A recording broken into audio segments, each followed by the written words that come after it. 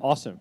Well, it's great to see everyone. Really appreciate all you coming. I think starting off with just like introductions, a little bit about your project, and this panel is about innovation. So maybe just talking a little bit about what you're building and the foundational innovation at the heart of your project.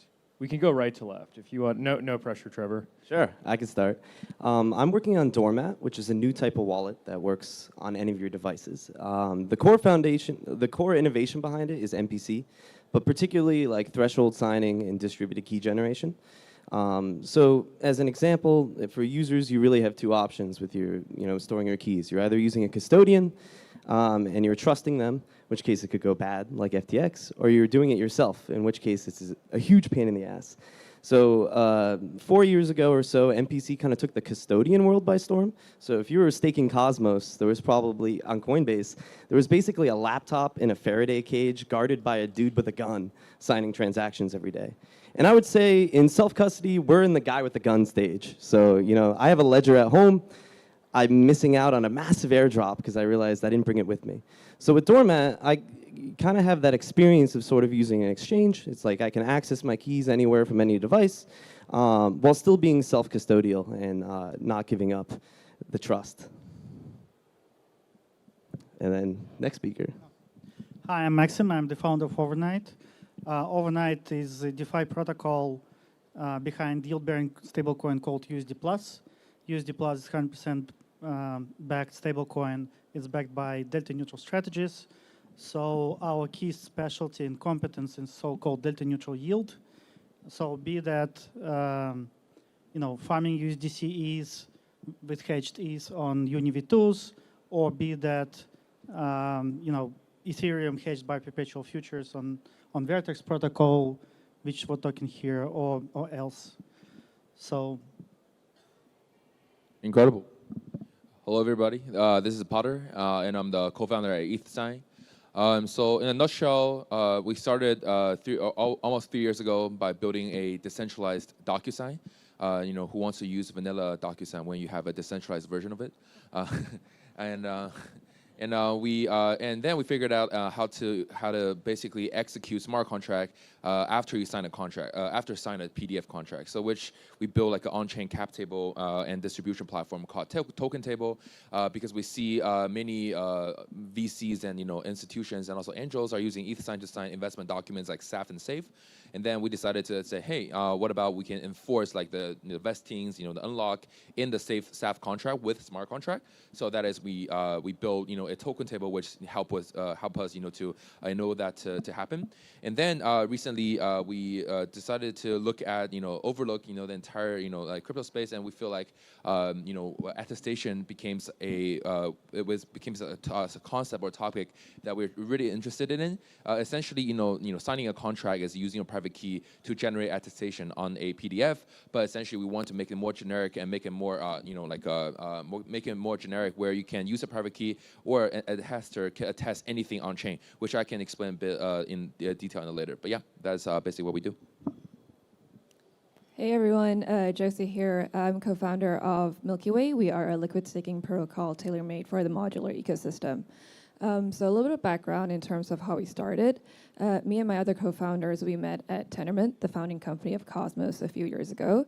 And then we worked together, and then afterwards we parted ways working on various different projects. And we reassembled in October last year when we decided to build out a liquid staking protocol for the modular ecosystem. We worked on it for 2 months, and then we made it launch in December. And in terms of why do we need to do that, right, when there are 3 other liquid staking protocols in Cosmos? It's because we knew that none of them can actually support Celestia from the get-go, and Celestia is not just a standard app chain. It provides, data availability, so it not only needs to secure its own chain, it also needs to provide secure data storage for all of the different roll-ups posting data to them.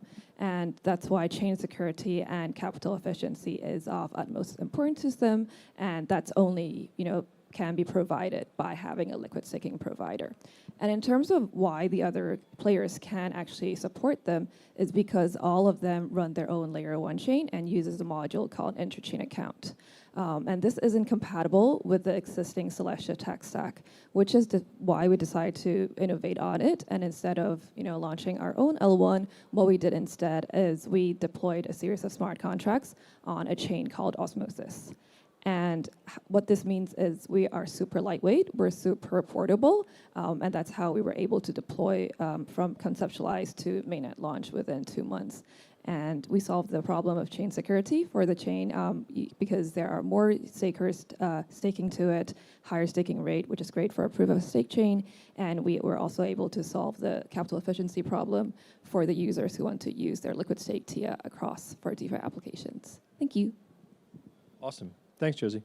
So yeah, we'd just love to kind of dive deeper and understand the innovation in a bit more detail at kind of what all of y'all are doing. So Potter, we'll start with you. Can you briefly talk a bit more about Ethsign, its product scope, and talk about the role of Sign in the broader Web3 ecosystem? Oh yeah. So let me talk about some metrics here. So we built Ethsign 3 years ago, and now we are supporting. Our users coming from over 170 countries in the world. And we have around 700K users across the globe.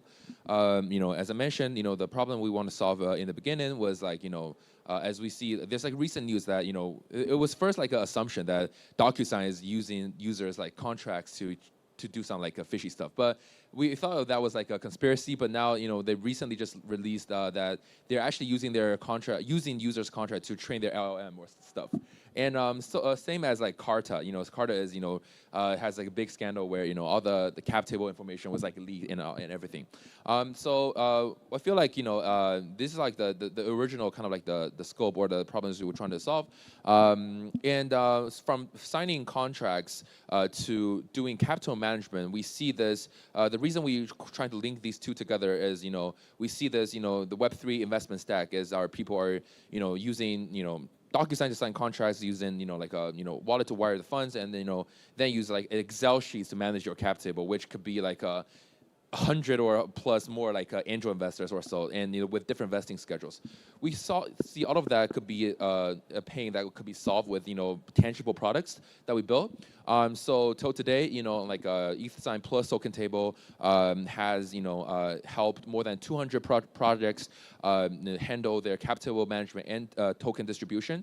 Some of our prominent clients or partners include StarkNet, Zeta Chain, Manta Network, Scroll, ZK Link, and some and more, helping locking more than over $2 billion USD of a token managed under token table smart contract.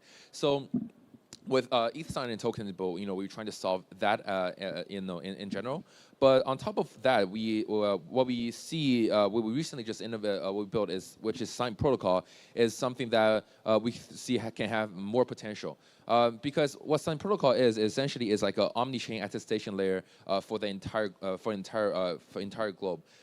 Just dropping back a little bit is what attestation is. It is signing a digital signature on a structured data, and so it could be for example, government using attestation to issue attestation of if you are a citizen, if you have this amount of bank balance in your bank account, or if you have graduated from this school with what GPA. And you need to trust this centralized tester. Then you can use this attestation for many purposes, right?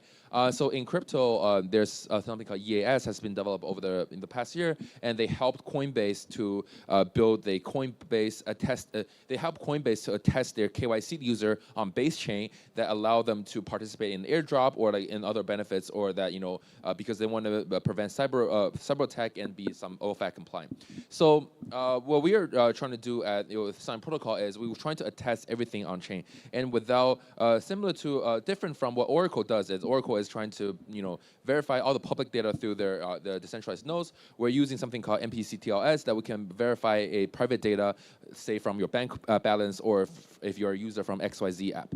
And the first kind of some of the use case that we're trying to build is which has already been built out, is actually a combination of Ethsign token table and Sign Protocol, which is we recently helped Zeta Chain to handle their entire airdrop.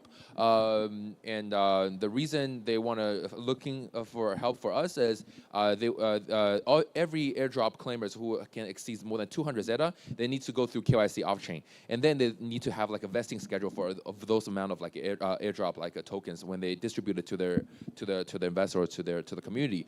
Then they work with we work with like a KYC platform called SumSub. They verify these users, KYC off-chain, and they ask the tester attest these information on-chain. And this help us, to attest more than 15K users on chain and to distribute more than 40 million USD of Zeta over like 3 days. And the good, interesting part is these 15K users who has been attested once doesn't have to be attested a second time. So they could be participate in the future airdrop from other projects or participate in public sale or launchpad activities because they have been already verified to be KYC. So and also we're working with Plaid to attest if the user have these amount of a bank balance off chain, so that you can have like lower collateral rate on chain or participate in some other activities on chain. So these are some of like the interesting use cases that we see how Sign Protocol, Ethsign, and Token Table can work together. And we are now hosting like a hackathon with ETH Global, and we welcome any ideas to come build on Sign Protocol, and we are excited to see all of that. Yeah. Awesome. Sounds like I need to go check if I have my Zeta airdrop. Yes. Cool. So Trevor, when you were describing Doormat initially, you mentioned security. Can you talk a little bit more about the security measures implemented by y'all to safeguard users' assets? And how do you kind of think about setting industry standards on security based on what you guys have done? Yeah, so the way Doormat works is we're both like a wallet, a mobile and desktop wallet, and a key management engine. So for the user, this is all abstracted. They just kind of like log in, similar to using an exchange. But behind the scenes, we're like a 2-2 system. For each device pair, we like have one shard with our server, one shard on the device. They add another device, we like set unique shards for that, so they can revoke and add devices at will. And if they lose all their devices, which honestly happens all the time, we have like an encrypted backup of one of their shares that they can use to pull. But really the main key in terms of security is there's no key, like no seed phrase. And the key is never anywhere. So like there's no key on our server, we can't rob the users. There's no key, the users don't have the seed, they can't be idiots and just like give it to scammers or whatever the hell. Like my grandpa recently just got his Fidelity account wrecked because they called him up and he was like, here's my password. They don't know their password with Doormat. They can get it if they need it. But anyways, so that's really the key thing. The seed is never anywhere. And actually, especially now with the like go fetch vulnerabilities that are out in the wild, you can't even use device security to really just like keep something secure. So just getting rid of that like one single point that can be like taken over and your wallet can get like nuked is really the main thing. And I think overall we'll see that moving forward in the industry.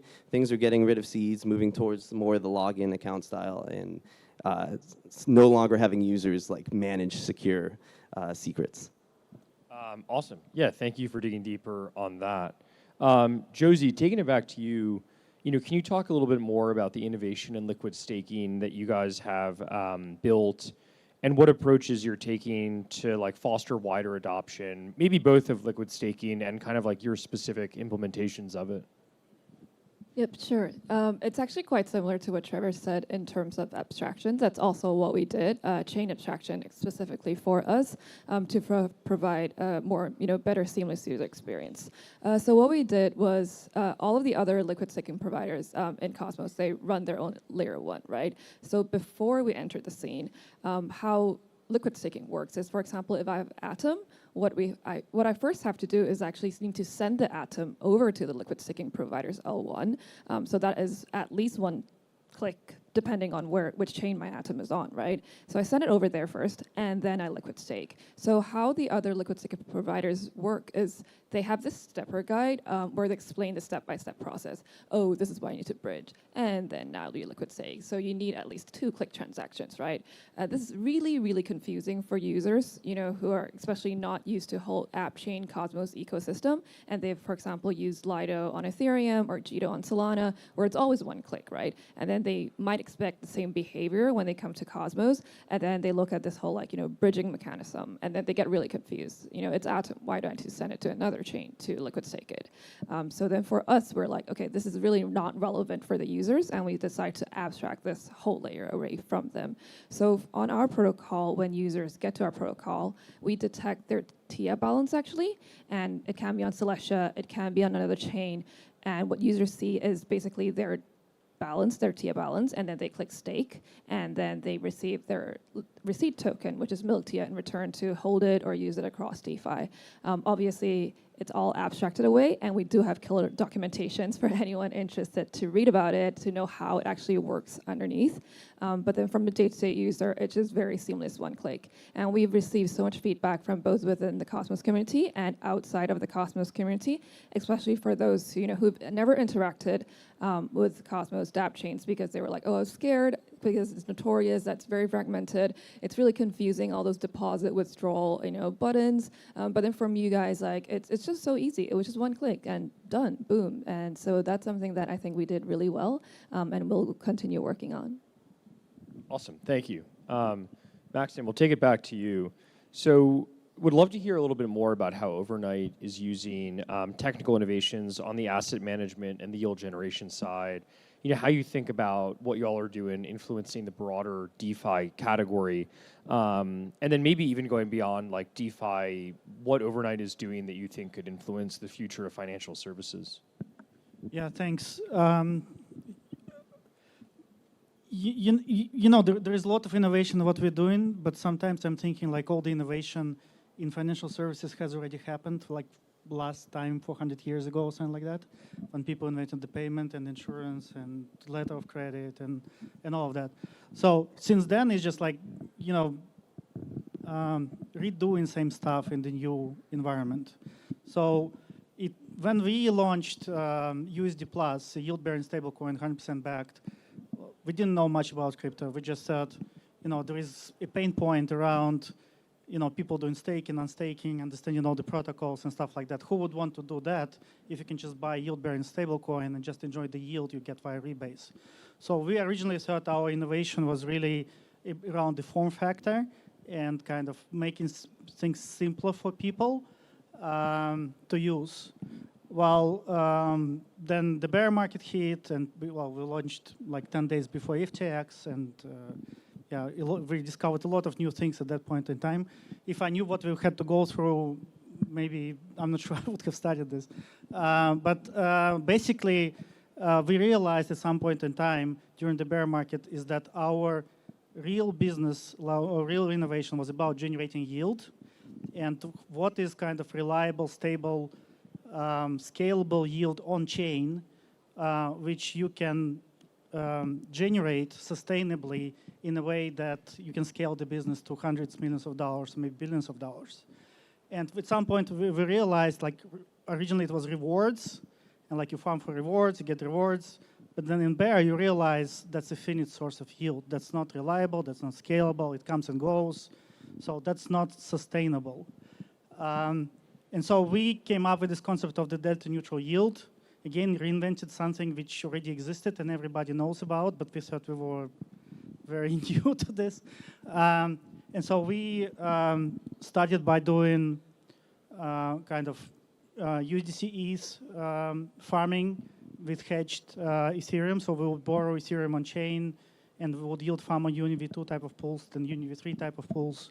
That's actually very difficult at some point in time to generate that yield sustainably. You cannot repeat it yourselves. You need to provide like us.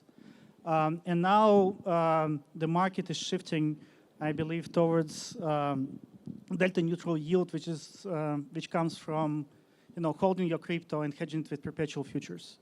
And that is kind of, I believe, is the most sustainable source of yield across all of DeFi, which eventually should allow us to scale DeFi to the billions of dollars and make it sustainable source of yield.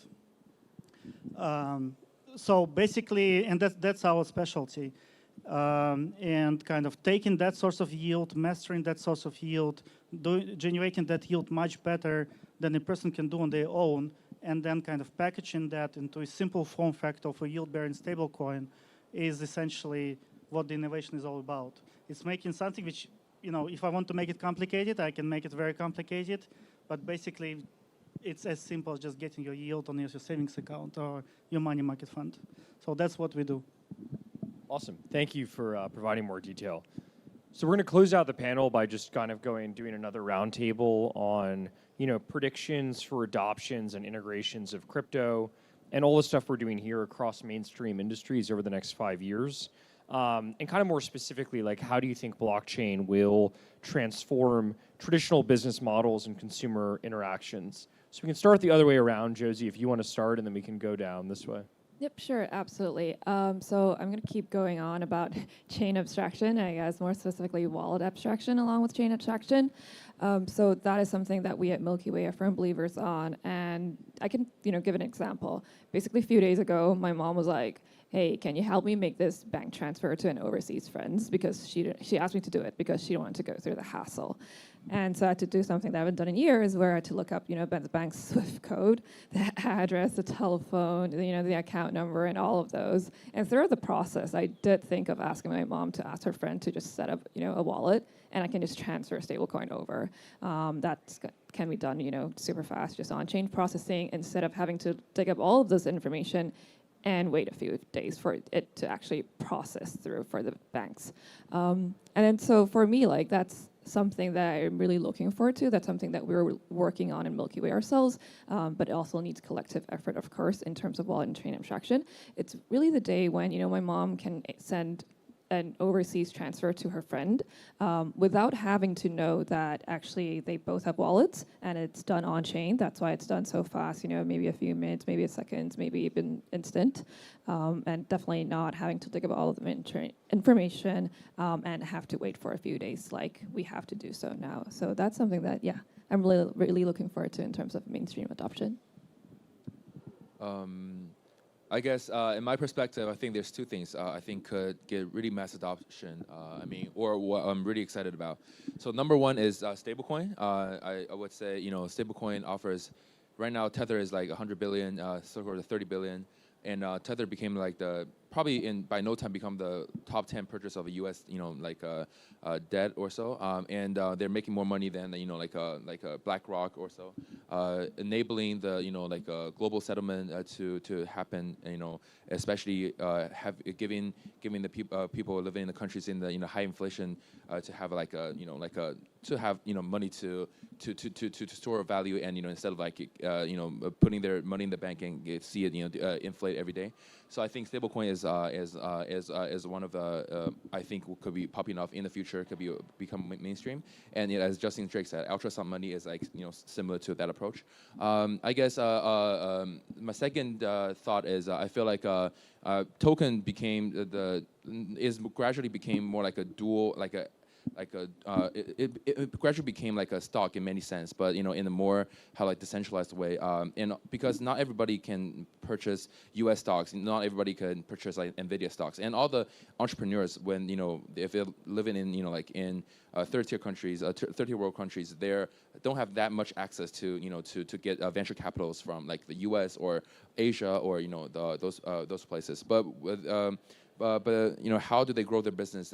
Right now, crypto token provide a great way for them to raise funds and also get liquidity events and to exit and helping business to boom in countries outside the U.S., China, or some other big major countries. And but however, many people are launching tokens in a very non-compliant or in an official way. Then it causes a lot of scams and it causes a lot of unexpected events happen. So one of our mission is to help everyone to raise tokens in a compliant, efficient, and also a way that help them to really build a business and in everywhere in the world and enjoy the benefit that crypto brings them. But yeah, that's probably what I think is the two most exciting thing going forward, and they will use token table, I guess, in that sense. Yeah, I'll make several predictions. One of them I'm pretty sure about, and one more inspirational, hopefully provocative. Maybe we get some news and attract some attention.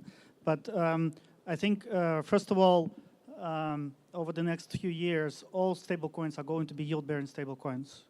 So there is already disruption. So that's building on your idea of the stablecoin. I think there is much more that can be done than what Tether is doing. So everybody who is owning the stablecoin should be getting yield on it. So a second prediction is going to be that, right now we have like this stage where everybody thinks yield-bearing stablecoins got to be kind of backed by US treasuries. So there's this huge wave of USDM, USDV, and a ton of others. There are like billions of dollars of stablecoins, yield-bearing stablecoins, which are backed by treasuries. So I think actually that's a flawed model. It's actually very tactical. Right now, the rates on the US treasuries are very high, 5%. That's actually not enough to get mass adoption in DeFi. It's actually very small. And second, as soon as the cycle turns and the rates go down, which are kind of on average historically around 2%, that becomes even more unattractive. You look at the USDV biometric support, for example, they're sharing half of the yield on their token. And as soon as the bull market has started, actually they're losing TVL. They're losing adoption just because the model is not attractive enough. The models which will kind of dominate the yield-bearing sector are going to be perpetual based. So you probably have heard of Ethsign. There is some great momentum around them.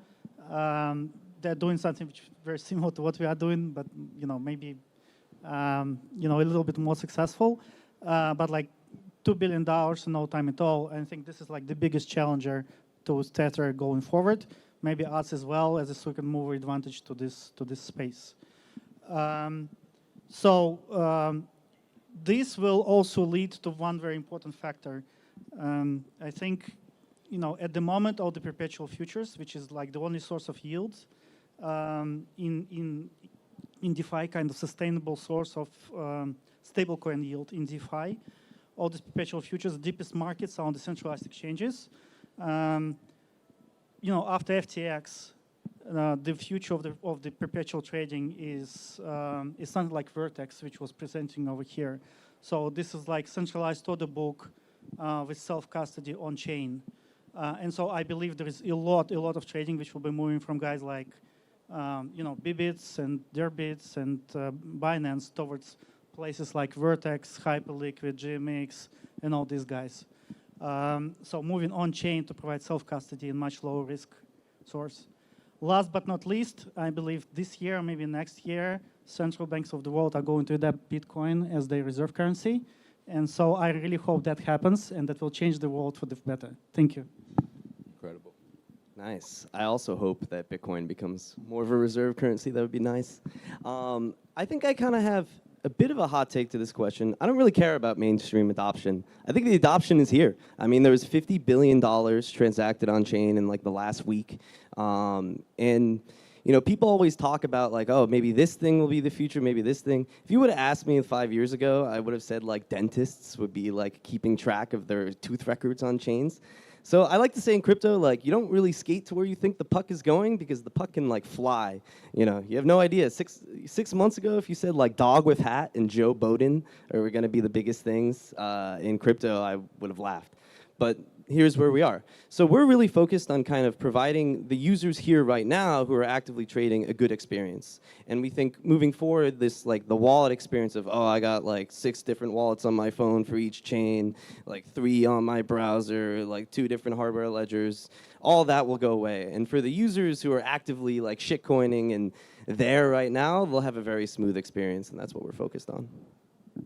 Awesome. Well, I love all the hot takes at the end. And yeah, let's give a round of applause for all of our speakers. Thank you for taking the time.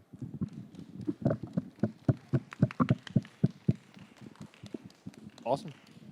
Thank you. Thank you. Thank you. Thank you.